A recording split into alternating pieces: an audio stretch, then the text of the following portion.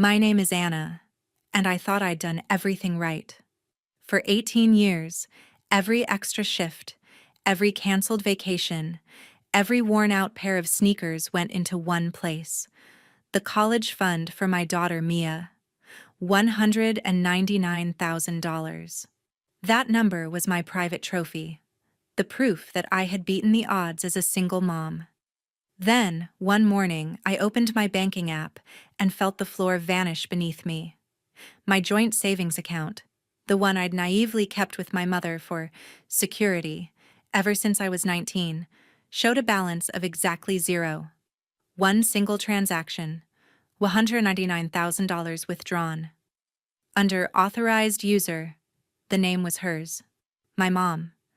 I drove to her house with my hands shaking on the steering wheel, replaying every sacrifice I'd made for that money. When I confronted her, my voice was low and deadly calm. "Where is Mia's college fund?" She didn't flinch. She actually laughed. "Thanks for funding your sister's wedding," she said, like it was some kind of joke, like she hadn't just burned my daughter's future to the ground. Then she added, almost casually, "And no, Anna, you're not invited. It's a small family event. You understand?" I smiled, but it felt like my face might crack. "Sure," I whispered. "I understand perfectly." Moments later, as I walked back to my car, my phone buzzed. My dad's name lit up on the screen. When I answered, all I heard was his voice breaking on the other end. He was crying. And that's when I realized this wasn't just about money. It was about everything my family had been hiding for years. Stick around until the end of this story, and don't forget to follow and subscribe, because this family revenge is about to expose secrets my mom never thought would see the light of day. I sat in my car in front of my mother's house, staring at the steering wheel as my dad sobbed into the phone. I'd never heard him like that before. "Anna, I didn't know she actually did it," he choked out. "She told me she was reallocating some family funds, but I never thought she meant your savings, honey." I pressed the phone tighter to my ear, my jaw clenched so hard it hurt. "Dad, it was my daughter's college fund. Every dollar I put in that account was for Mia. You knew that." There was a pause, just the sound of his uneven breathing. "Your mother said the account was still joint," he murmured. "She said you weren't using it, that we'd help Rebecca get her dream wedding and then figure things out later. I thought she meant she'd pay it back somehow." His words twisted in my chest like a knife. This wasn't just betrayal. It was premeditated. "Dad, you signed off on this?" I asked quietly. Another pause. "I didn't sign anything," he said, sounding smaller than I'd ever imagined. "Your mom handled it. She always has. I should have asked more questions. I'm so sorry, Anna." I closed my eyes and leaned my head back against the seat. My mother had opened that account with me when I was 19, right after Mia was born. "Put my name on it too," she'd said back then. "If something happens to you, I can protect the money for Mia." I was young, exhausted, and grateful. I never thought the person I trusted to protect the money would be the one to steal it. Growing up, money was my mother's religion. She'd grown up poor, always reminding us how she'd had to fight for every dollar. But somewhere along the way, her fear of poverty warped into an obsession with control. Money wasn't security to her, it was power. She decided who got help and who stayed desperate. I'd watched her bail out my younger sister Rebecca more times than I could count, paying off credit cards, helping with rent, always with the same excuse: "Rebecca just needs a little boost. She's the baby." Me? I got lectures about standing on my own 2 feet. And I did. I worked nights at the hospital, mornings at a tiny cafe when Mia was small. While my mother was buying designer bags on sale, I was calculating how many textbooks I could afford this month. So when I realized she'd used the joint account loophole to strip nearly $200,000 from my daughter's future and funnel it into a wedding I wasn't even invited to, something inside me snapped. Dad, I said slowly, did you know she never planned to invite me? Or Mia? His silence answered that question better than words. Finally, he whispered, she said it would be awkward with you there. Said you'd make things about yourself. But Anna, stealing the money, that's too far. Too far.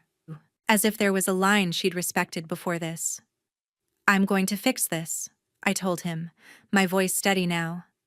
I don't know how yet, but I'm not letting her get away with it. Not this time.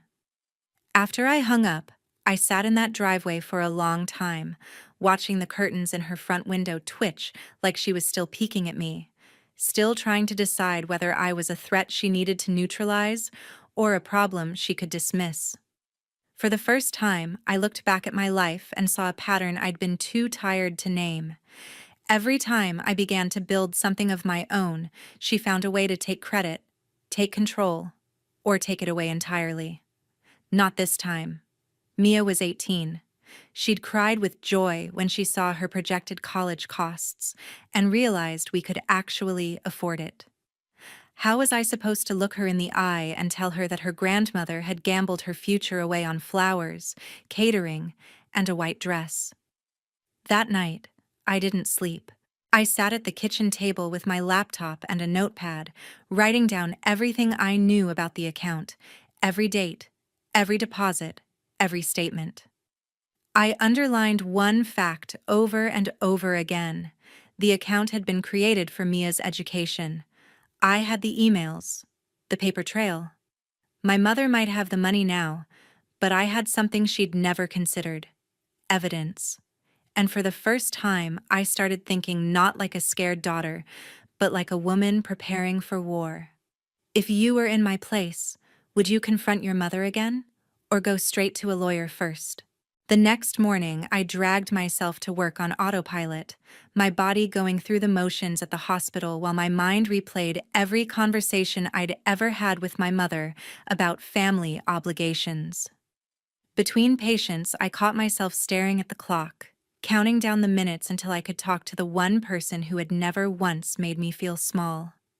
Liam. Liam wasn't Mia's father, but he'd stepped into our lives like he'd always belonged there. He knew about the joint account. He knew how long I'd been saving. When he walked into my kitchen that evening with takeout bags and a worried look, I didn't even try to play strong. I told him everything. My mother's laugh, her dismissive, "Thanks for funding your sister's wedding." My dad's tearful phone call. Liam sat quietly as I spoke, his hands folded, his jaw tightening. When I finished, he exhaled slowly. "Okay," he said. "This is bad, but it's not hopeless." I let out a bitter laugh. "She took everything, Liam. How is that not hopeless?"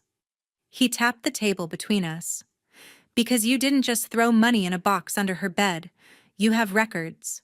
You have proof that this was intended as a college fund for Mia. That matters." He was right. I'd kept every bank statement, every email confirmation when I transferred money into that account. At the time, it was just my way of keeping track. Now, it was a trail of evidence. "Step 1, Liam said, leaning forward. "We organize your documentation. Step 2, we talk to the bank. Step 3, we talk to a lawyer." I blinked. "A lawyer? You think this is a legal case?" He gave me a look. "Anna, she took $199,000 from a joint account that you funded almost entirely by yourself, with a clearly documented purpose: your daughter's education. She used it without your consent to fund someone else's wedding. At the very least, that's something the law will take seriously. At worst for her, it's fraud." The word fraud hung in the air between us. My mother, who loved to brag about her reputation and respectability at church and in the community, being investigated for fraud. I couldn't deny the small, vicious flicker of satisfaction that sparked in my chest. Still, a part of me hesitated. "She's my mom," I whispered. "Do I really want to drag her into court?" Liam's gaze softened, but his voice stayed firm. She stopped being just your mom when she stole your daughter's future. If you don't draw a line now, what else will she feel entitled to take? That night, we spread my documents out across the dining table. Old statements dating back to when Mia was in diapers, notes in my handwriting marking extra deposits. Overtime shift, Christmas bonus, tax refund. Every dollar had a story. Every story ended in the same place. My mother's smirking face, thanking me for paying for a wedding I was excluded from. I pulled up the online banking portal again and looked at the transaction details. The withdrawal had been processed at the branch where my mother knew all the tellers by first name. She probably walked in smiling, spinning some charming story about helping her struggling daughter manage her finances. The thought made my stomach turn. "Do you think she acted alone?" I asked Liam. "Or do you think Rebecca and Jason know?" He considered that. "My guess, Rebecca knows the money came from you in some vague way, but your mom probably framed it as, Anna is helping pay for the wedding. She owes the family." As for Jason, if he's smart and as involved in finances as you've said, he might know more than he lets on. I swallowed. Jason worked in finance. If he'd helped my mother move the money, that opened up a whole new angle. So I'm up against my own mother and a future son-in-law who knows how to hide money, I muttered. Perfect. Or, Liam countered, you're up against two people who think you're too soft to fight back. That's their mistake. Before bed, I texted my dad. "Dad, I need you to tell me everything Mom said about that account. Dates, phrases, anything. This is serious." He replied with just one sentence. "Whatever you decide, I'll back you this time. This time." The implication stung. All the times he hadn't backed me. All the times he'd chosen silence because it was easier than confronting the woman he lived with. But I clung to that small promise. I needed allies, even imperfect ones. As I lay in bed beside a sleeping Mia, watching her peaceful face, a new kind of anger settled into my bones. Not the wild, frantic rage from before, but something sharper, colder, calculated. My mother thought she'd won. She thought I'd scream, cry, then eventually move on, because family is more important than money. She had no idea that this time I was going to make sure her actions had consequences she couldn't charm her way out of. If someone you loved stole everything you'd built for your child, would you still worry about protecting their reputation? 2 days later, I took a personal day from the hospital and walked into the bank that had held my savings hostage for nearly 2 decades. Liam came with me, not saying much, just a steady presence at my side. The lobby smelled like polished wood and printer ink, like every other bank I'd ever been in. But today, the air felt heavier. When we sat down with the branch manager, I laid out my folder of documents on his desk. "This account was opened 18 years ago," I began, my voice steady. "In both my name and my mother's. It was created for one purpose: to fund my daughter's college education. I contributed almost all of the money you see here." I slid a highlighted statement across the desk, showing the final balance before the withdrawal. "Last week, my mother withdrew the entire amount without my knowledge or consent." The manager adjusted his glasses, scanning the papers. "Legally," he said carefully, "a joint account gives both parties the right to withdraw funds." I nodded. I'd expected that speech. "I understand that," I replied, "but I wanted on record that this was done against the intent and understanding of the person who funded the account. I want every detail of that withdrawal: who approved it, what ID was shown, what was said at the counter." He hesitated, then logged into his system. After a few minutes, he printed a report and handed it to me. "The withdrawal was done in person by Carla," he said. "She presented her ID and signed the form. It was processed as a legitimate transaction." No surprise there. My mother knew how to play by the rules just enough to avoid suspicion. Can you at least provide a notarized statement summarizing this? I asked. That she withdrew the funds from a joint account funded by me? The manager looked between me and Liam, then nodded. Yes, I can do that. As he prepared the document, Liam squeezed my hand under the table. It wasn't justice yet, but it was a piece of the puzzle. That afternoon, we met with a lawyer recommended by one of Liam's coworkers. Her name was Sandra, and she had the calm, sharp gaze of someone who'd seen every kind of family disaster. After listening to my story and flipping through my evidence, she leaned back in her chair. Legally, your mother had the right to access the funds, she said. My heart sank. Then she continued. But that doesn't mean she's safe from consequences. The key here is intent and documentation. You have emails where you explicitly refer to this account as your daughter's college fund. You have proof you were the primary contributor. If we can show that your mother misrepresented her reason for accessing the funds, or used them in a way that constitutes unjust enrichment, you may have a strong civil case. Civil, not criminal? I asked. She tapped her pen thoughtfully. At this stage, it looks more civil. Seeking restitution, potentially damages. However, if there's evidence she lied to bank staff, forged anything, or colluded with someone, say, your sister's fiancé, to conceal the source of the funds, it could edge into criminal territory. That would be up to law enforcement. The idea of my mother facing criminal charges left a bitter taste in my mouth. I didn't know if I wanted her in handcuffs. I just wanted Mia's future back. What about the wedding? I asked. It's in a few weeks. She used the money to pay for it. Sandra's eyes sharpened. Good. That gives us leverage. If we can prove that wedding vendors were paid from those funds, we establish a direct line from your savings to their event. Judges don't like to see someone blow through money that isn't theirs on luxuries. On the drive home, Liam and I sat in thoughtful silence. Finally, he said, You know, if Jason's involved in tracking finances for the wedding, we might not need to guess. We might be able to get invoices, transfers, even emails tying him and your mom together on this. How? I asked.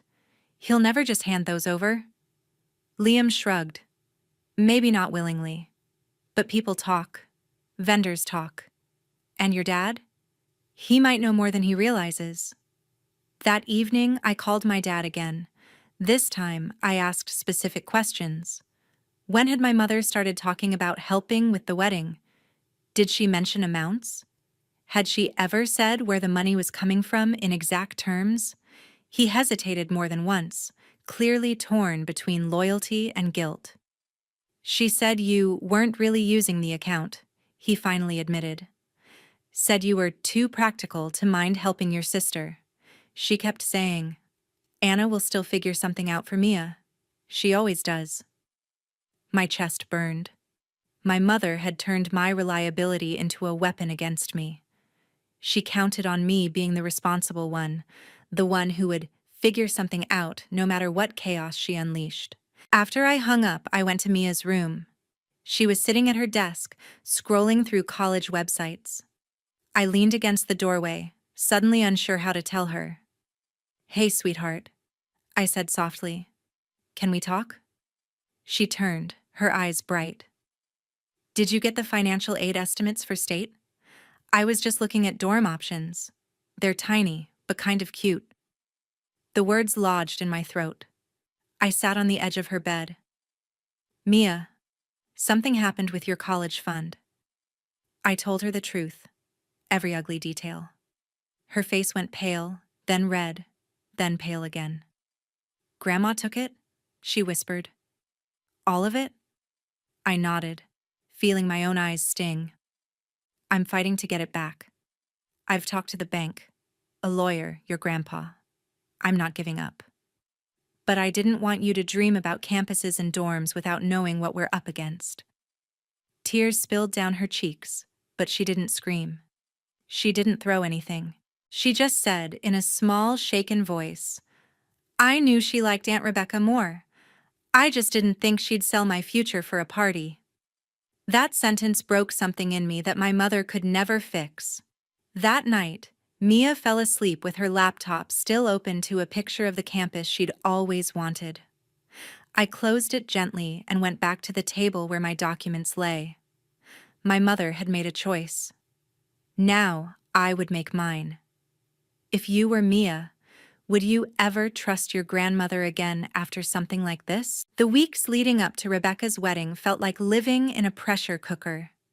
Everywhere I turned, social media, extended family group chats, even random conversations at the grocery store, someone was talking about the big day. Photos of floral arrangements, venue sneak peeks, and dress fittings floated through my feeds like confetti. I blocked the group chats, muted half my contacts, but the wedding still seeped into my life like smoke under a door. My mother didn't reach out. Neither did Rebecca. The silence from their side was almost louder than the gossip I heard from everyone else. My dad, however, called more often. Sometimes just to check on Mia, sometimes to awkwardly ask how things were going with that lawyer. The guilt in his voice was constant. One evening, he let something slip that made my heart stop. "Your mom was bragging to one of the relatives," he said quietly. She said something like, "At least the wedding is fully covered. My girls might not always be grateful, but they'll thank me one day." I gripped the phone tighter. "Did she say how it was covered?" He sighed. "She said, Anna's savings were just sitting there. Better to use them for something beautiful than let them gather dust. She said it like she was doing you a favor. Something beautiful." My teeth ground together. My daughter's education reduced to centerpieces and a DJ. With Sandra's guidance, we focused on building a clear chain between the stolen money and the wedding. Liam helped me compile a spreadsheet tracking every large payment my mother had made in the months leading up to the withdrawal.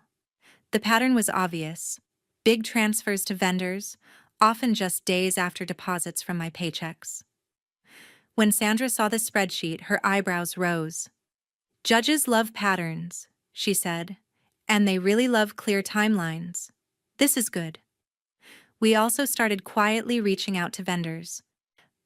I posed as a family member helping coordinate finances and asked for duplicate invoices for my records. You'd be amazed how quickly people will email you sensitive information if you sound just stressed and polite enough.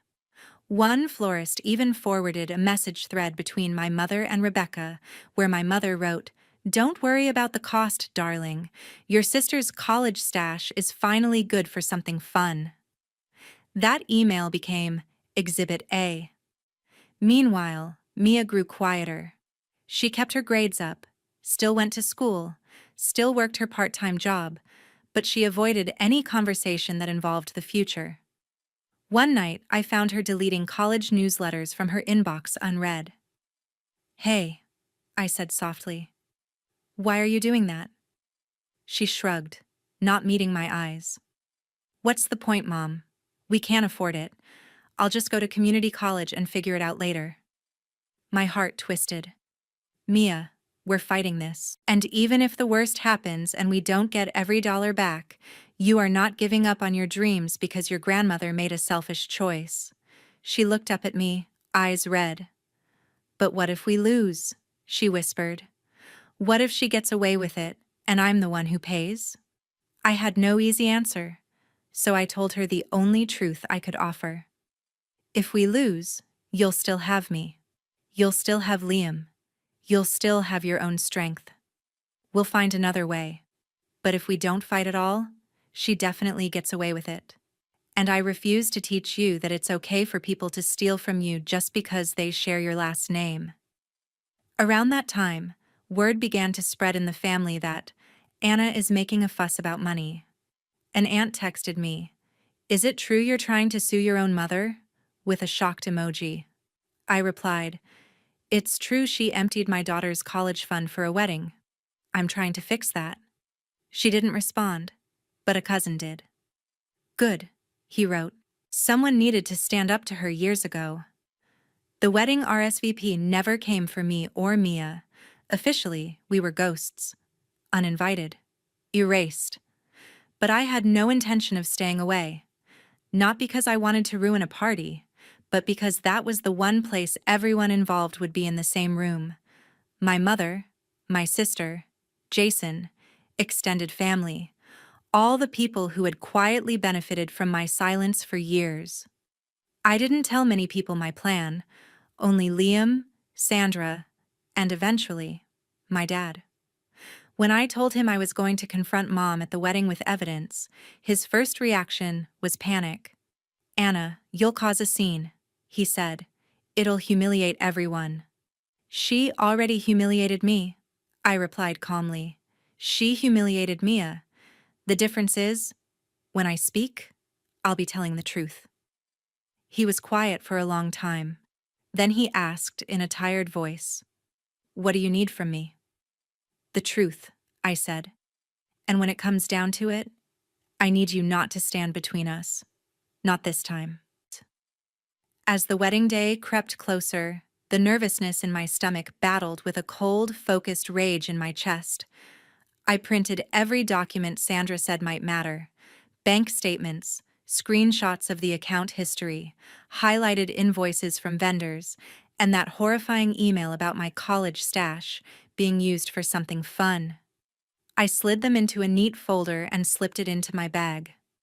On the morning of the wedding, as I zipped up a simple dress, nothing flashy, nothing that could be twisted into jealous theatrics, I looked at myself in the mirror and realized something. I wasn't the scared daughter anymore, begging for crumbs of approval. I was a mother about to walk into a room full of people who thought they knew the story and show them the real one. If your entire family was gathered to celebrate while your future was being burned as fuel for their happiness, would you walk away quietly or walk in with the truth? The venue looked like something out of a magazine: white chairs in perfect rows, fairy lights wrapped around trees, flowers cascading from every possible surface. It was the kind of wedding people posted about for weeks. As Liam and I walked up the path, I could feel eyes following us. We weren't supposed to be there. That was exactly why I'd come. My dad met us near the entrance, his tie slightly crooked, his eyes tired.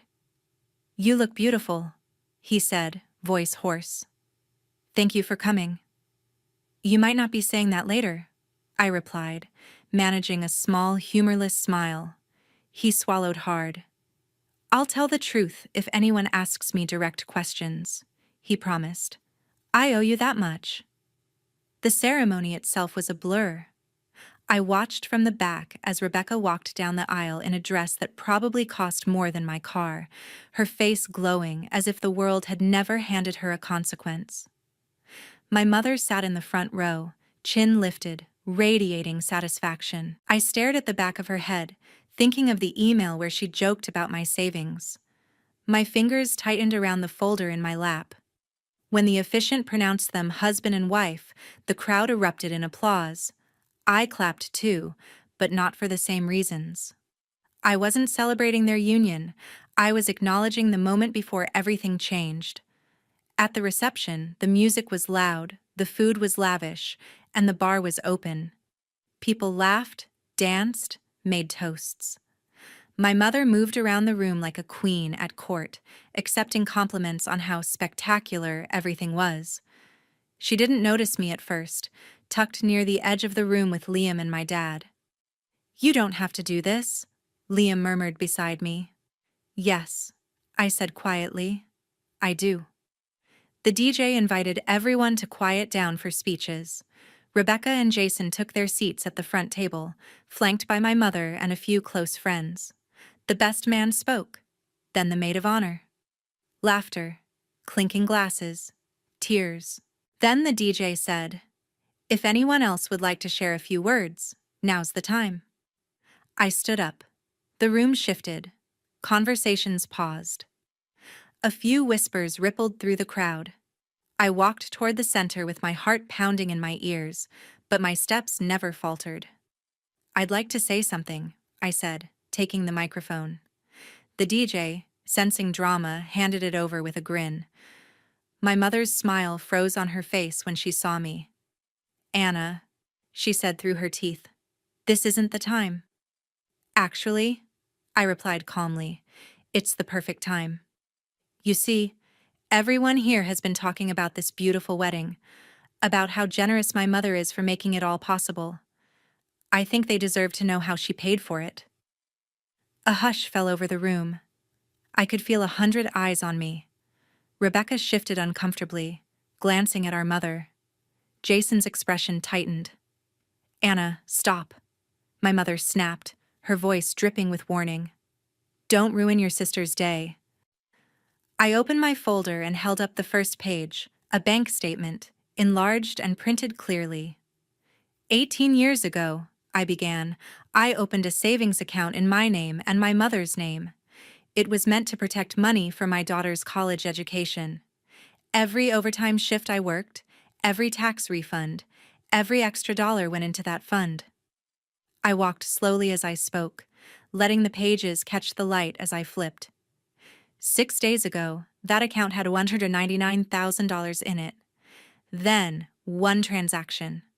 A full withdrawal, processed by Carla. I pointed the paper at my mother. Gasps rippled through the crowd. My mother's face had gone pale, but she tried to recover. "This is a private matter," she hissed. "You're embarrassing yourself." "No," I said softly but clearly. "You're embarrassed because I'm telling the truth in front of people you wanted to impress." I held up another page, an invoice from the venue, marked paid. The timeline is very clear. Right after the withdrawal, payments were made to this venue, the florist, the caterer. Another paper, the florist's email thread, printed and highlighted. I read aloud. "Don't worry about the cost, darling. Your sister's college stash is finally good for something fun." "That's what you wrote, Mom." The room erupted into whispers. Someone near the back muttered, "Oh my God." Jason stood slowly, eyes fixed on the document. "Is this real?" he asked, voice tight. "You used your granddaughter's college fund for our wedding?" My mother's mask finally cracked. "I did what needed to be done for this family," she snapped. "Anna would have wasted that money on some out-of-state school. Mia can get loans. This wedding is once in a lifetime." Mia, standing beside Liam near the back, made a small wounded sound. My chest burned. "You didn't even invite us," I said, my voice shaking now. Not from fear, but from fury. "You stole my daughter's future, spent it on a party we weren't welcome at, and laughed about it."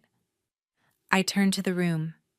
"You all should know that the generosity you've been praising came out of a girl's education and a single mom's sacrifices." Jason looked sick. "Carla," he said slowly, "did you tell me this money was from a joint account with Anna?" She tried to brush it off. "It's all family money. What does it matter where it came from?" His jaw clenched. "It matters if it's stolen." That word, stolen, hung in the air like a verdict. My dad stepped forward then, voice trembling but clear. "Anna's telling the truth," he said. "That account was meant for Mia's college. Carla knew that. We all did." The room shifted again. Now eyes looked at my mother with something sharper than curiosity. Judgment. Disgust. Rebecca's face crumpled. "Mom, is that why you told me not to invite Anna? So she wouldn't find out?" My mother opened her mouth, closed it, opened it again. For the first time, she looked cornered, fragile, small. "I did what I had to," she whispered. "I'm the only one who ever thinks about this family." "No," I said, dropping the last paper onto the table in front of her, a copy of the preliminary complaint Sandra had drafted, ready to file. "You're the only one who thinks your desires matter more than anyone else's future." Most people would have stopped there, but I wasn't most people. Not anymore. I looked at Mia, at Liam, at my dad, then at the guests. "I'll be pursuing this legally," I said. I won't let her bury this under family drama or guilt. And I won't let my daughter pay the price for my mother's greed. Then I handed the microphone back to the DJ, who looked stunned. For a moment, the room was frozen. Then, everything fractured at once. Voices rising, chairs scraping, Rebecca crying, Jason shouting quietly at my mother. The fairy lights still glowed. The music was still playing faintly in the background. But the illusion was shattered. If you were standing in that room, would you side with the woman who paid for your champagne, or the one who paid with her child's future? I walked out of the reception hall into the cool evening air, my hands still trembling as adrenaline slowly leaked out of my system. Liam caught up to me first, wrapping an arm around my shoulders. "You were incredible," he said quietly. "You didn't scream, you didn't fall apart, you just told the truth." Behind us, the chaos continued. Raised voices, hurried footsteps, someone crying loudly, probably Rebecca. I didn't turn around. For the first time in days, the knot in my chest loosened. A moment later, Mia reached me. Her eyes were red, but she looked lighter. "You did that for me," she said, almost in awe. "I did it for both of us," I replied. "But yeah, mostly for you." She hugged me so tightly I could barely breathe. "Even if we never see $1 of that money again," she whispered, "I'm glad everyone knows who she really is now." In the days that followed, the fallout was brutal. My mother called me once, leaving a voicemail full of accusations. I was ungrateful, dramatic, cruel, for humiliating her. She insisted she'd only ever tried to help, and that family shouldn't drag each other into court. I saved the voicemail. Sandra smiled when she heard it. "This makes her mindset very clear," she said. "She still thinks she's entitled to your sacrifices.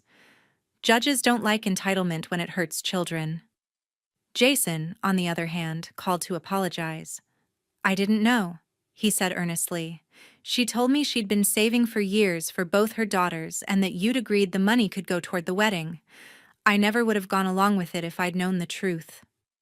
I believed him, mostly because he'd spent the reception looking like he wanted to crawl under the table. "What happens now?" I asked. "Wedding's already happened. The money's gone." "Not all of it," he said, surprising me. "Some vendors haven't been fully paid yet. And if your case goes through, well, Carla might not be the only one facing questions about financial misrepresentation." There it was again. That hint that this could bleed into criminal territory. A few weeks later, the lawsuit was filed officially.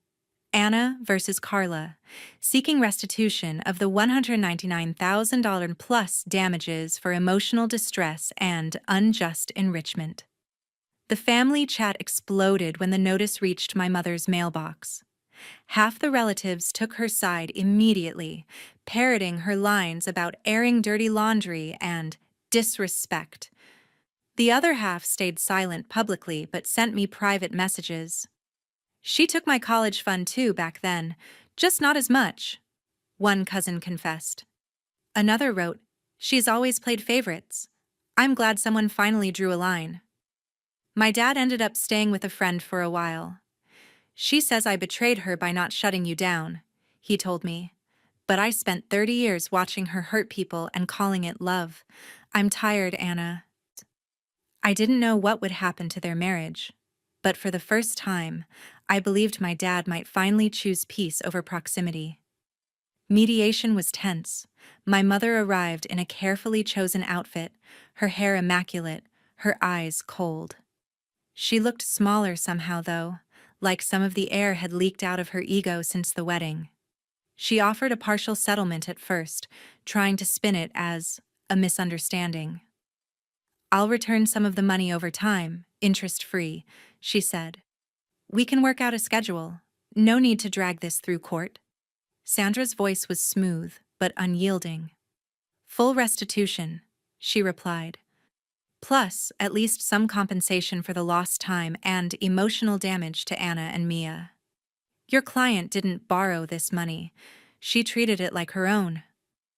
My mother kept glancing at me, as if waiting for me to fold, to soften, to say, "It's okay, Mom, let's just move on." I didn't. Eventually, when the mediator left the room briefly, she leaned forward and whispered, "You're really willing to destroy your own mother over money?" I met her eyes steadily. "You destroyed my daughter's future over a party," I said. "This isn't about money anymore. It's about consequences." In the end, faced with the strength of our documentation and the looming threat of a judge who might be far less patient with her than a mediator, she caved. The settlement required her to liquidate some assets, take out a loan, and downsize her lifestyle dramatically. The house she'd once bragged about at every family gathering went on the market. The designer handbags disappeared. She cried publicly about her ungrateful daughter, forcing her into financial ruin, but privately, she paid. Every payment was wired into a dedicated account under my name only, with Mia as the sole beneficiary upon turning 21. This time, there were no joint signatures, no loopholes, no room for misunderstandings. The first time I logged into the new account and saw the balance climbing back up, I felt something I hadn't allowed myself in weeks: hope. It would take time and interest and careful planning, but there was a real chance Mia could still go to the school she'd dreamed of. When I told her the case was settled, she stared at me for a long moment. So, she had to sell her house?